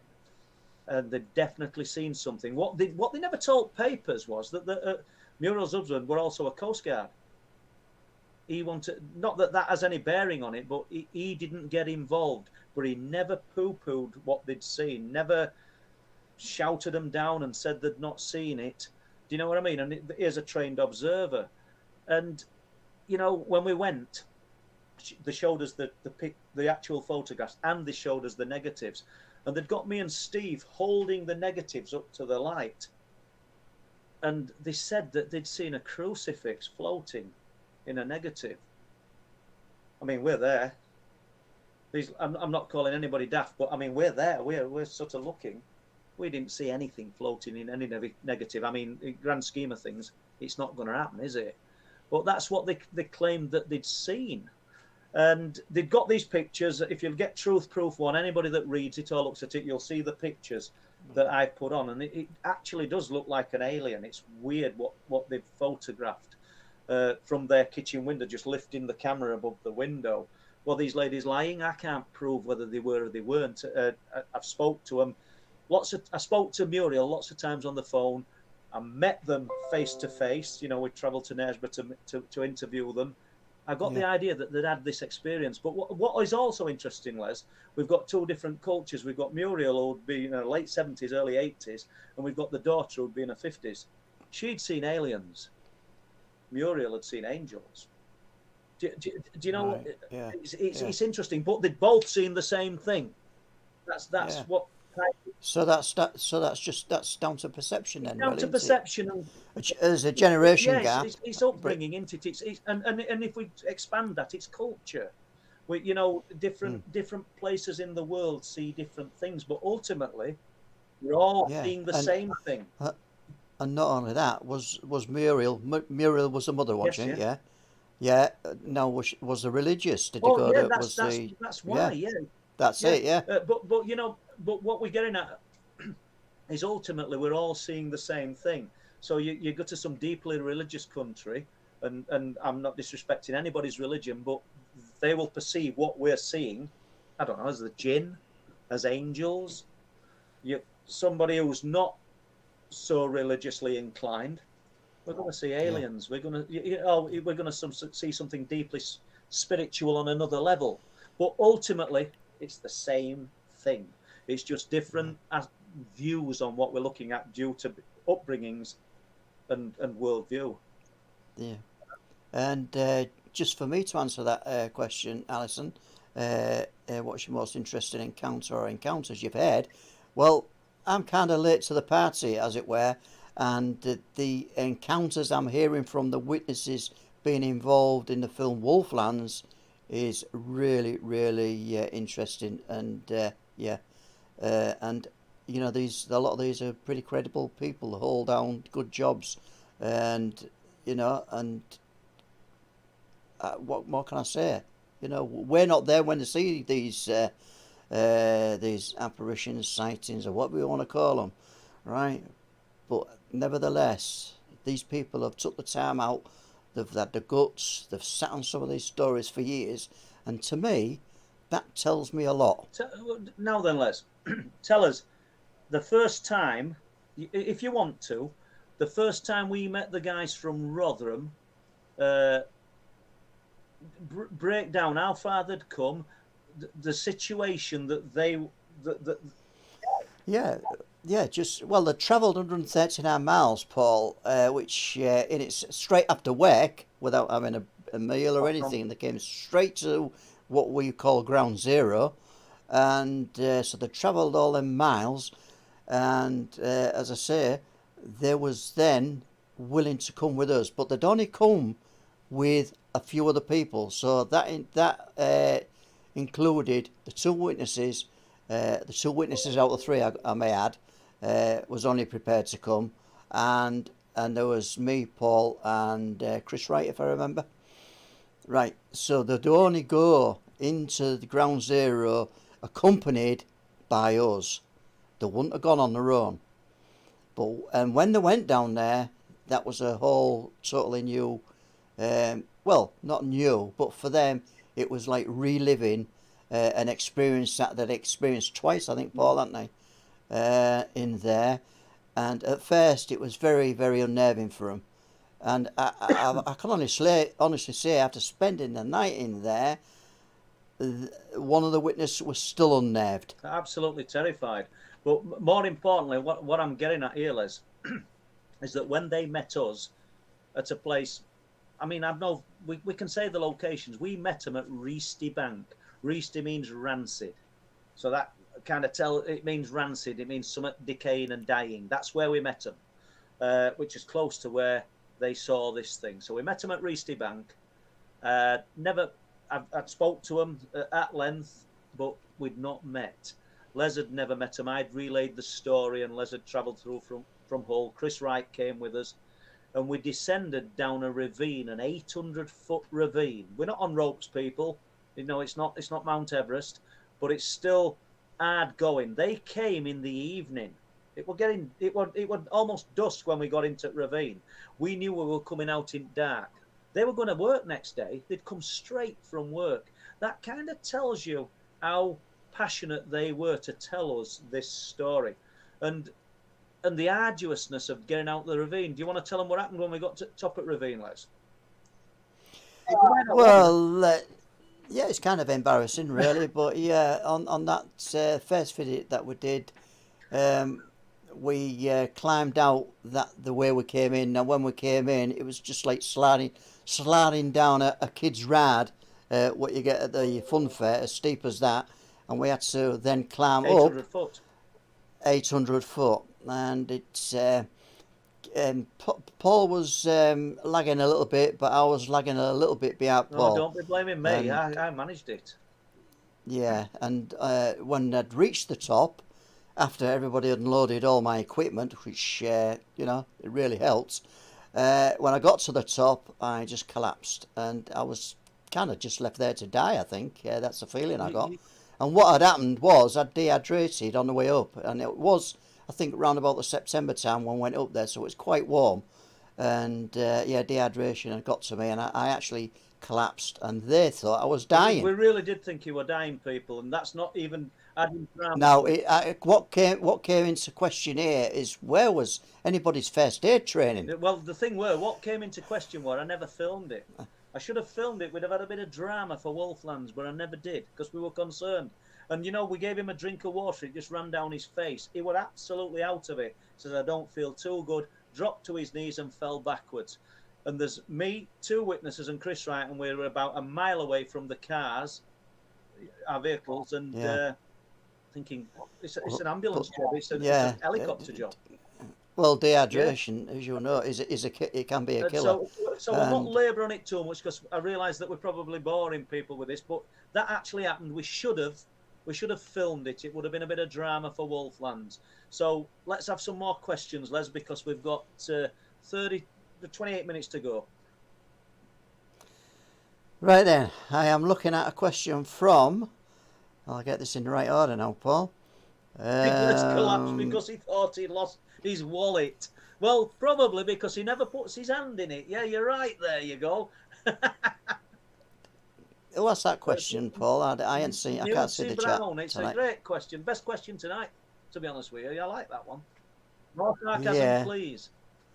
Yeah, but I had a soft landing because I did land on my wallet. So so that was all right. Okay. All right. Let's have a look. Andy Ross Ghost Whisperer. Paul, have you checked to see if the 1039 road is on a ley line or an old trackway? Is it a Roman road, for instance? Andy, I haven't, and check it for me, or do you know what I mean? Yeah, somebody Google that. Somebody have a look. I mean, that's good. I mean, it is obviously a long-standing road, and it will have been there many years, just like Waldgate is a Roman road, but I've no idea if the A1039 is, and nobody's ever asked me that, and I've never given it a second thought. But it is a good one, because obviously it goes straight to Spittal Corner as well, which is where Carman's Spittal was built in 937 AD. So obviously the road itself has a lot of history.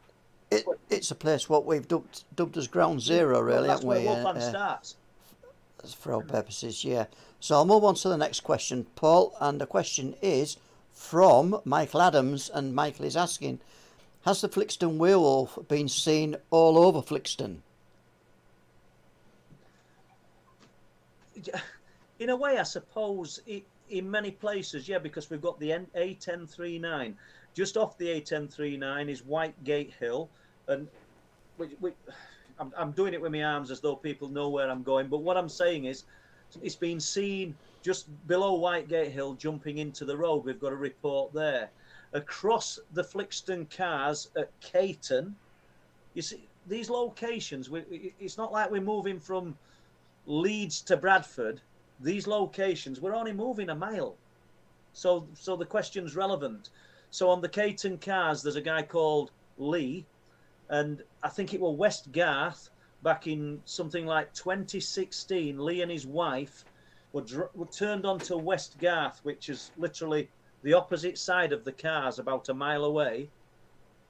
And as he's driving down West Garth in the evening, there's bungalows down here. You bear in mind, this is not like Flixton and Fulton. It's not that sort of countrified. We're a bit more. There's a bit more population.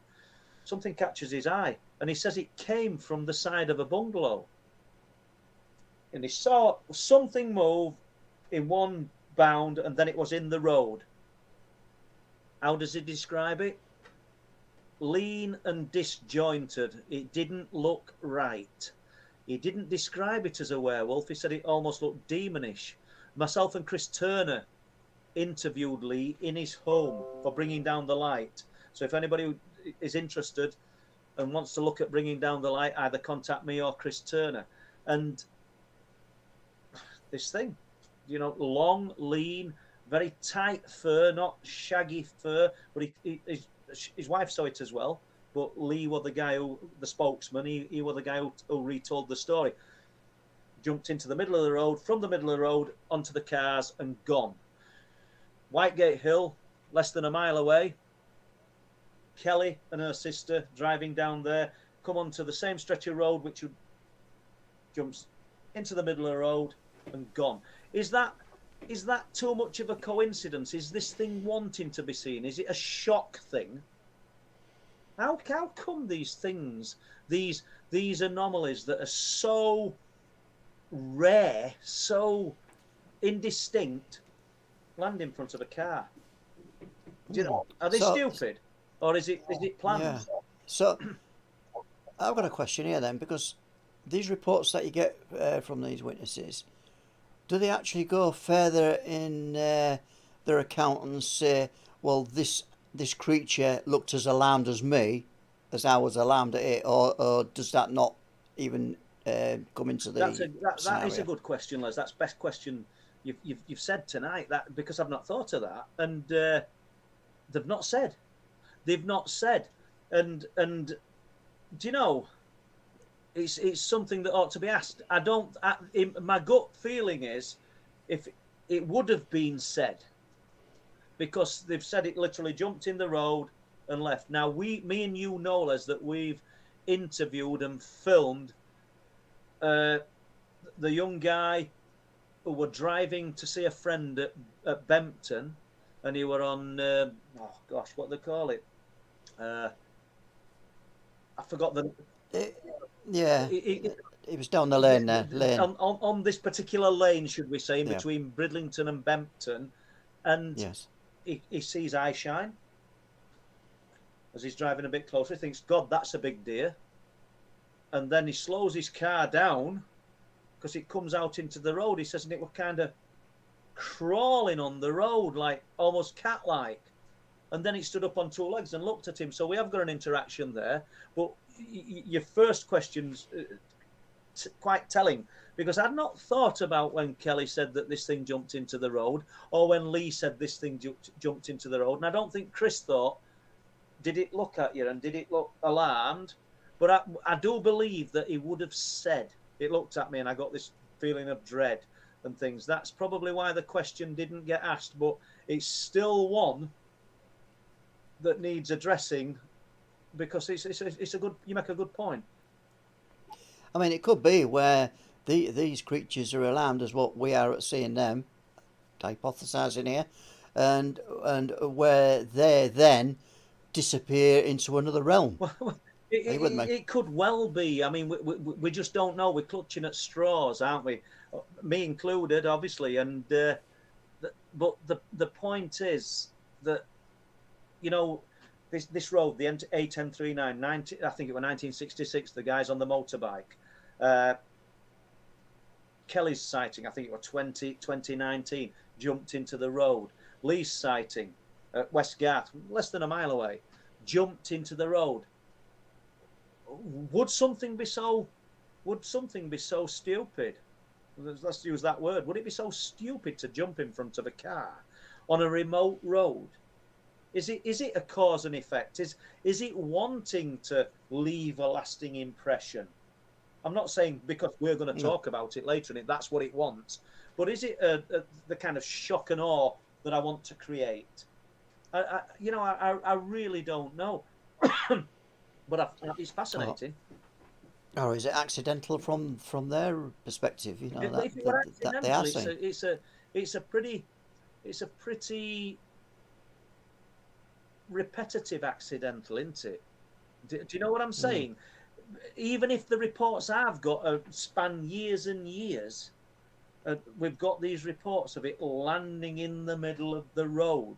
Do you know there's even one, and I've not got a cryptid report here, people, but it's an unusual thing. I was Steve Ashbridge, and anybody who knows me knows I don't like driving. I've been driving since I was 17. I hate driving. If I've got the opportunity, I'm a passenger. Just hate driving. So I'm in Steve's car and we're going up Cliff Lane. And 2 years ago, 3 years ago, can't remember. It's unlit. And there were two amber eyes. And they looked high off road and they're just going over the road. It was really strange. I mean, Steve saw them as well. And we didn't stop car. I said, "Do you see that?" He said, "Yeah, I did see that." And we carried on. Why do we do these things? Do you know, Chris Wright, who were in chat earlier, we ended up on the moors. Probably 2020. When did we start Wolflands, Les? When did we start? Oh, I think it was when the last government was in, Paul. I think it was that far back. Well, the point is, it'd be a few years ago, and me and Chris went up onto the moors, and we're not in forest, we're on moor. It's all heather and peat land, and we found a huge print. This is supposed to be Paul Sinclair, the researcher. Well, I would say Paul Sinclair, the dumbass, because, and I don't mind saying it, because we both looked at it. It was huge. There were no toes. It was a huge print. It was clearly an imprint in a track in heather, within the heather. And we looked at it, and I got cameras with me. Always have cameras with me. We never took a picture. Chris didn't. We walked off. I'm not blaming Chris, but I didn't realise. I'd never been to this place before. Chris knows the location. I thought we were coming back the same way. And I was just being too idle to take my rucksack off to take pictures. I thought we'll get this on way back. But we never did, and we should have done. And this was a big print. I mean, I had to imagine what could have made it. There were no print of like boot marks or the track of a boot. It was a strange print, and we found it up there in the middle of nowhere. But why do we do these things? Why do we? Like I've said many times before, we're a skeptic's perfect scenario, because with the advent of mobile phones, everybody's got a phone with a good camera, or a lot of people have, and people do have good quality cameras, recording equipment. Why didn't you get a camera out? Why didn't you film it? Why didn't you take a picture? You're too stunned. You're too taken back by what you're looking at. I mean, we weren't with the print, but we just wandered off and left it. That must have been stupid. You know, I even take plaster of Paris out with me now. Anyway, go on, Les. Yeah, okay. That's me. Valiant Looney. Welcome to the show, Valiant Looney, if you're still with us. Paul, do you believe... Yeah, go on then. Yeah, Paul, do you believe that these sightings of dogs in the shape of a man in the UK are the same creatures that are called dogmen in the US, or are they totally different? Good question. Obviously, I don't know. gut feeling is we're looking at the same thing, you know, and I'm not sure I subscribe to the notion of lycanthropy and things like that. If we're talking about shapeshifters, I know I've touched on it, and could the Flixton werewolf be a relic of the ancient past? I'm just throwing these ideas out there. But in the US, we're talking about Dogman, and people are wanting people to lean to the idea that this is some kind of bipedal creature that's managed to evade detection. Well, obviously it's managed to evade detection, but there's far too many aspects to it that take it away from a normal living, breathing creature such as a bear or a wolf. And you know, the mind speak would be one of the main factors that, and if you listen to a lot of the podcasts with the hunters who've seen these things, and I've probably diverted a lot from your original question, but hunters are talking about shooting these things with 30-yard sixes, these guns, centre mass, and having no effect. That takes it away from a normal, living, breathing creature. And it's not just one person who says these things. So, you know, and then you've got other people. You've got the other people who are a little bit more off the wall than me. I'm sorry, Les, but and they'll come out with things like, well, yeah, that's because their body structure, they've got an extra thick bone structure, and it can withstand a bullet. Or you've got the other people, and all say, you know, that these things are manufactured with some kind of spider web technology, and I'm just thinking, no, it's not working for me. And somebody came up, not Paul Sinclair, somebody came up with something within the questions weeks and weeks ago and said, you know, these firearms you shoot them at an engine block, it'll bust an engine block in half, a car engine block in half. So don't talk to me about bone structure, and that's why they can withstand these things. There's something other that we can't understand. Well, yeah, I mean, that takes me straight back in my mind to Skinwalker Ranch, when on the first day that family had moved in, this giant wolf came walking up to where they was unloading all the household equipment into the house, and they had this. For those people who don't know, and I reckon most in the chat do know about this account, but for those who don't know that little episode, can you just relay that for us, Paul? Well, you've thrown it on me, Les. I don't think they were unloading equipment into house, and I'm not a skinwalker expert here, people, but I think that they'd got a calf that this wolf just sort of nonchalantly just appeared. I don't mean just materialised, but came from it was just there, and it started to pull the calf through the fence, grabbed hold of the calf. I'm talking here without any great knowledge of this, but I do know that allegedly they shot this animal numerous times, blowing lumps of flesh off it that seemed to have no effect, and then it just wandered off, and the flesh that they got afterwards just kind of deteriorated and it just sort of went to nothing. You just threw me a curveball there, Les. Yeah, but that what I'm going at here is that in itself is sort of like alludes to what you were saying earlier about the strangeness of it all, and these things are not. They're not normal. Withers. There's nothing normal. Nothing there. And the hardest thing, I think, for your normal person to accept is that there is a reality to this, and this is why we've got people in the chat today. We'll have people looking at the podcasts after this, and everybody else's podcasts of a similar nature, and because they've all either had an experience or they realise there is an absolute reality to what we're looking into. The biggest problem is that we can't solve it. We don't seem to be able to settle it, but I think we are edging closer to an understanding that it's all linked. And I've touched on it 2 or 3 times tonight, and I can't touch on it enough, that the podcast last night that Chris Turner did, Steve Mera, is kind of on the money, that everything within the sphere of unexplained phenomena is linked, and the downfall, if you want to call it the downfall, of the researchers of the past. And great researchers, by the way, people who've really devoted lots of years and time to the subject, was because they focused on one particular aspect of the phenomena. We've got to combine them all.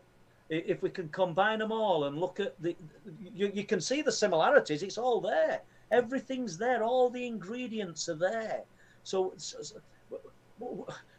I don't have a key to open it and look in and see why. The why, is it the location? Is it the person that's the stimulus? I don't know. But the volume of reports and the nature of the reports, if you actually look at them in detail, tell you that it's all intrinsically linked. It really is. I'm rambling again. So No, that's fine, Paul. That's great, actually. So forgive me if this question you asked earlier, I can't remember. it will be. Senility is creeping into my brain, I think. Equality and equals communism. Aliens and dogmen, are they demons? Yeah. So, you know, we was talking earlier about links, everything's linked. Mm-hmm. Now, if everything's linked, Well, it could be where, if there's any demons, it could be where aliens and dogmen are linked as demons.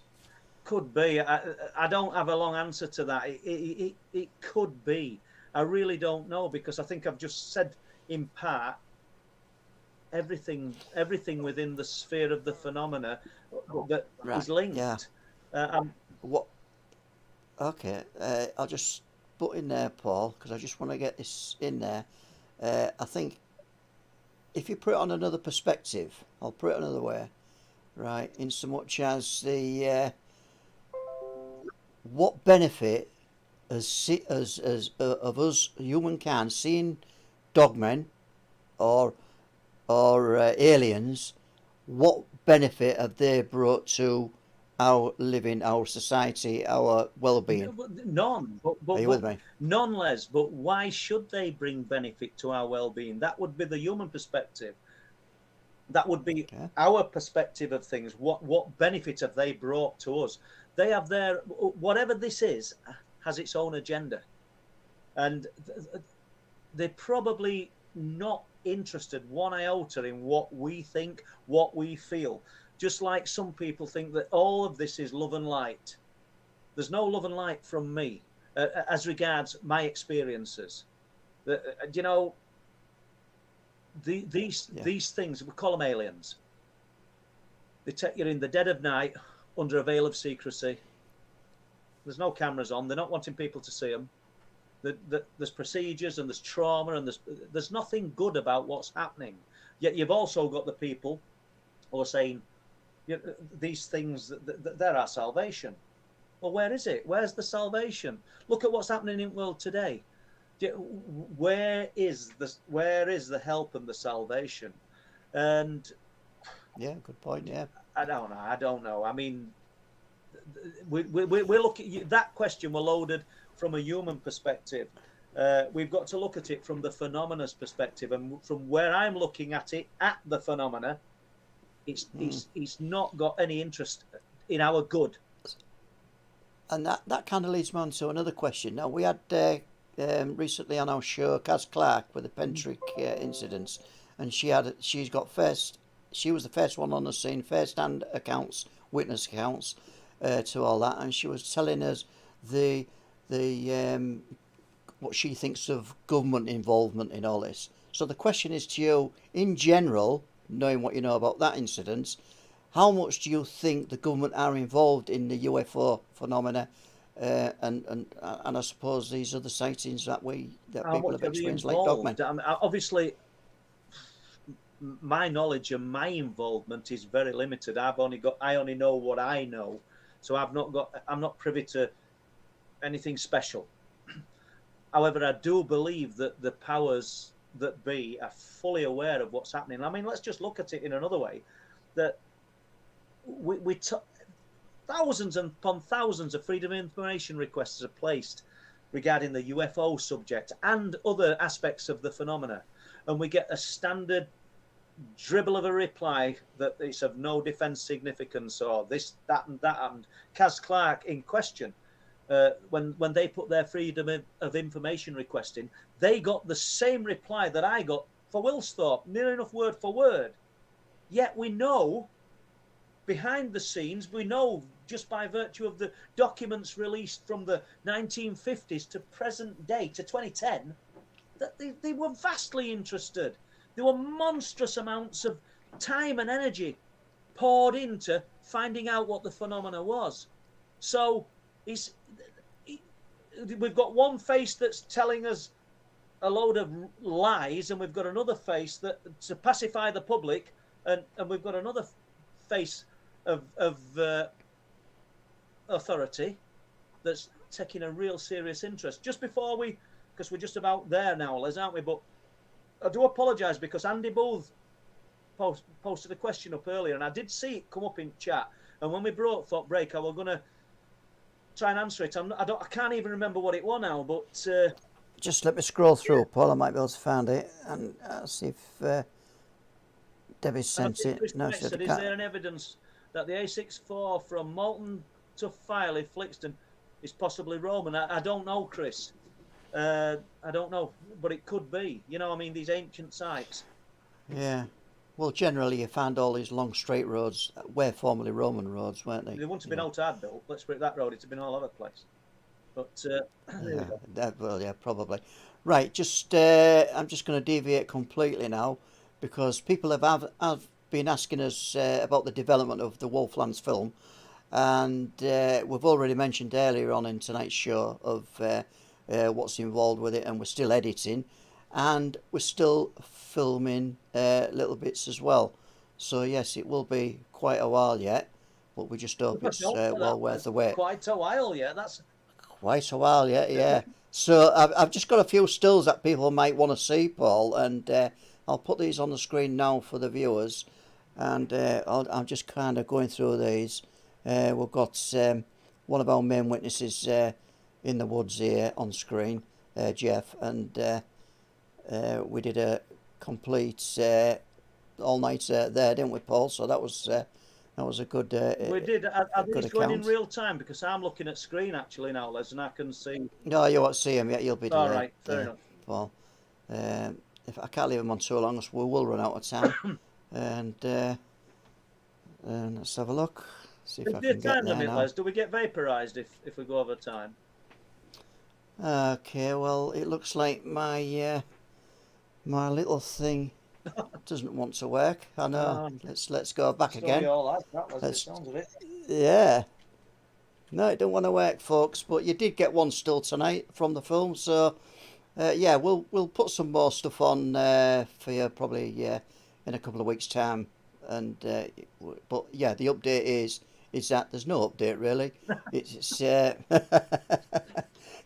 it's kind of we're still in there. That's all we can say at the moment. We're still in there, and do you know, I did a bit of filming with Lee Haywood this week. Tomorrow, Les is coming through, weather permitting, and Mally Dodgson, who were in chat earlier, permitting, and we'll be doing some more work. We've got a few creature shots that we will be doing in various locations to add to the witnesses.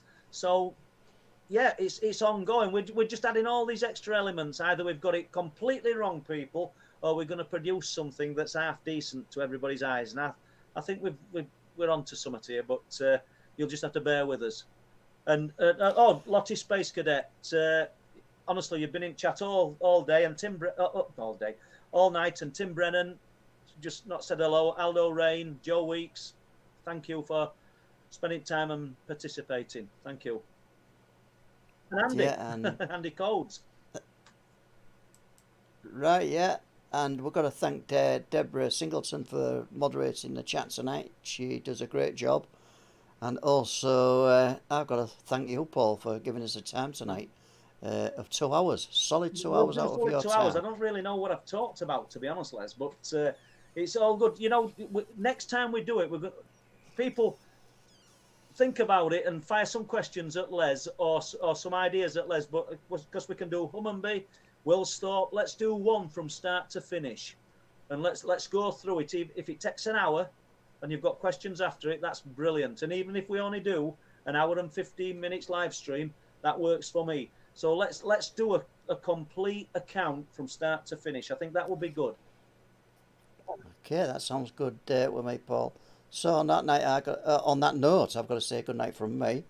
Thank you. And it's good yeah, night. Excellent. Thank you very much, people. Really enjoyed it. And we'll see you all next time. Thanks a lot.